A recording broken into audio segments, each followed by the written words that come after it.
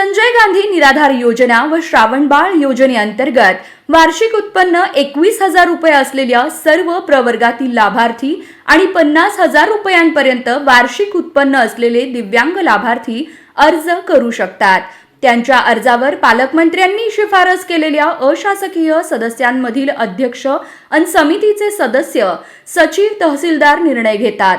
मात्र जिल्ह्याचे पालकमंत्री निश्चित न झाल्याने लाभार्थींच्या अर्जांवर तहसीलदारांना निर्णय घ्यावा लागत असल्याची वस्तुस्थिती समोर आली आहे।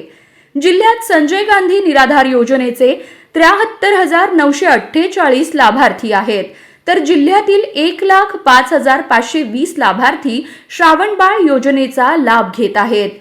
निराधार योजनेतील लाभार्थींनी केलेल्या अर्जांवर निर्णय घेण्यासाठी तहसील स्तरावर स्वतंत्र समिती कार्यरत असते। त्या समितीत गटविकास अधिकारी, महिला प्रतिनिधी, अनुसूचित जाती जमातीचा प्रतिनिधी, दिव्यांग प्रतिनिधी असे सदस्य असतात। समितीची दरमहा बैठक होऊन अर्जदारांमधून पात्र लाभार्थी निवडले जातात।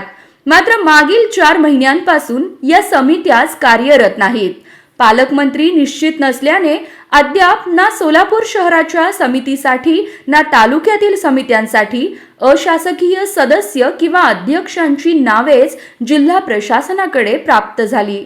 त्यामुळे काही अर्ज देखील प्रलंबित असल्याचं चित्र आहे।